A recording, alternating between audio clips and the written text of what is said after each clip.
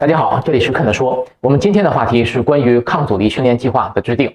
主题是训练组数和组间休息的时间，也就是我今天会将与训练组数有关的问题给大家安排在一期讲解。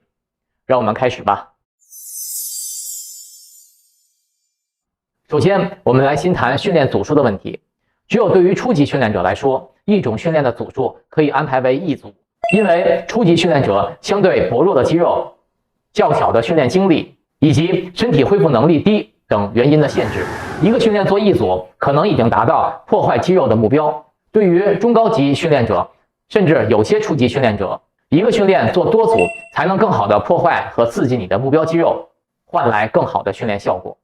多组训练到底应该做多少组呢？这完全取决于你的训练目标。我们都知道，抗阻力训练可以根据训练内容的不同，达到4个不同的训练目标：提高肌肉绝对力量、提高肌肉爆发力、提高肌肉体积以及提高肌肉耐力。因此，对于不同的抗阻力训练目标，训练的组数也会按照这个分类有所不同。现在我们来看一下这个表格，顺便也可以复习一下，根据训练目标的不同，每组应该做多少次。第一行，如果为了提高肌肉力量，每组训练次数应该少于6次，每个训练动作应该安排做2至6组。第二行，如果为了提高肌肉爆发力，每组训练次数应该安排少于5次，每个训练动作应该安排3至5组。特别解释一下，我们可以看到爆发力可以分为2类，一类是单次爆发力，一类是多次爆发力。我以前讲过，爆发力是为了提高运动表现力而服务的，所以大多数运动员都需要提高爆发力。那么在各种运动项目中，有些运动是通过单次肌肉收缩，也就是一次爆发力的能力。例如举重，比赛过程中一个动作只需要做1次，跳高、跳远、铅球、标枪等等项目也是如此。如果是为了提高单次爆发力的能力，那么训练时就应该每个训练动作做3至5组，每组训练1至2次。有些运动表现是通过多次肌肉收缩，也就是多次爆发力的能力。例如格斗项目，你需要在训练和比赛中出拳或踢腿很多次；跑步项目，你需要多次蹬地面才能跑起来；各种球类项目，你需要在训练或比赛中多次使用爆发力。那么训练时你就应该每组做3至5次，每个训练动作做3至5组。可见，以爆发力为训练目标时，每个训练动作的组数都是相同的，只是每组训练的次数不同。第三行，如果是为了提高肌肉体积，每组训练你应该安排做6至12次，每个训练动作做3至6组。第四行，如果是为了提高肌肉耐力，每组训练动作应该做12次以上，每个训练动作应该做2至3组。讲完了训练组数的安排数字，我想你一定想知道这样安排训练组数的原因是什么。别急，等我将训练组间休息的时间给大家一起介绍完，再来讲其中的原因。关于组间休息，前面的表格看明白了，我们再来看这个表格。第一行，如果是为了提高肌肉力量，每组之间休息的时间应该安排在2至5分钟。第二行，如果是为了提高肌肉爆发力，每组之间休息的时间同样安排为2至5分钟。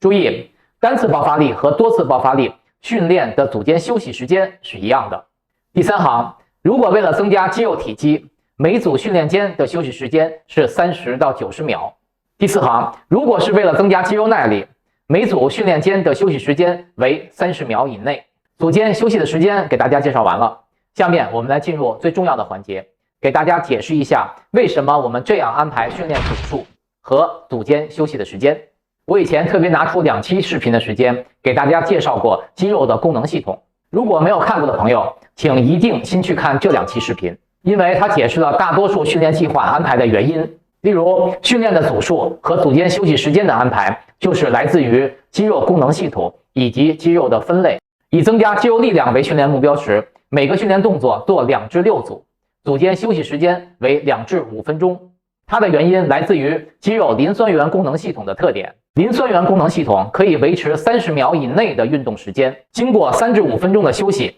磷酸原也就是肌肉中的 ATP 再合成完毕，因此组间的休息时间会安排在2至5分钟。这样的安排可以保障上组训练时消耗的 ATP 大部分已经恢复。2至6组的数量既符合中高级别训练者对多组数训练的需求，又没有因为组数过多造成肌肉收缩的次数过多，离开磷酸源功能系统的范畴。这就是以增加肌肉力量为训练目标的训练组数和组间休息时间的安排的原因。以增加肌肉爆发力为训练目标时，同样是使用磷酸源功能系统来提供肌肉训练时的能量。因此，每个训练动作做3至5组，组间休息2至5分钟，和增加肌肉力量为训练目标的安排它是一致的。组间休息的时间安排是一致的，只有一点差别，就来自于训练组数。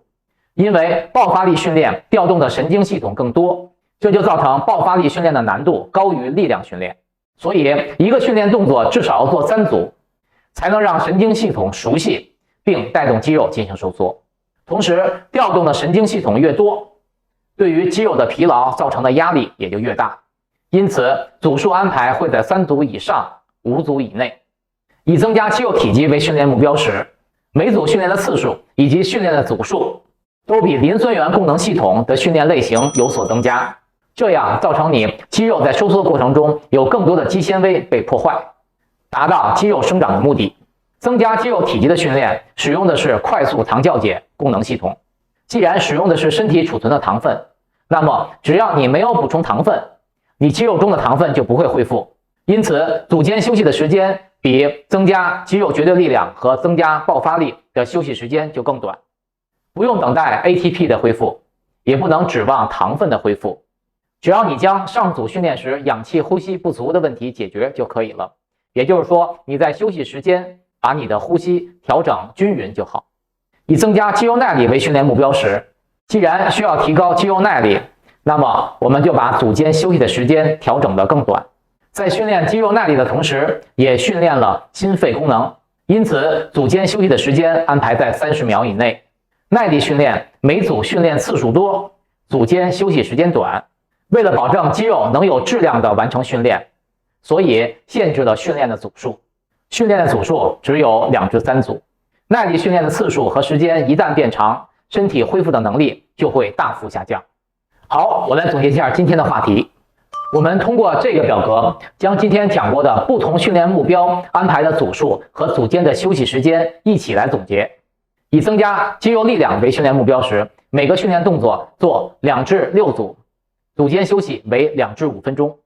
以增加肌肉爆发力为训练目标时，每个动作做3至5组，组间休息2至5分钟。以增加肌肉体积为训练目标时，每个训练动作做3至6组，组间休息为30到90秒。以增加肌肉耐力为训练目标时，每个训练动作做2至3组，组间休息为30秒以内。要补充一句，建议在训练时佩戴可以计时的工具，例如手表或秒表等等设备，因为很多人都爱在训练间歇看手机或者聊天，结果都延长了组间的休息时间。今天介绍的训练的组数和训练组间休息的时间，这些安排来自于肌肉纤维的分类、肌肉功能系统、神经肌肉活动理论以及不同专项性训练目标的原则。谢谢大家的观看，我们下次再见。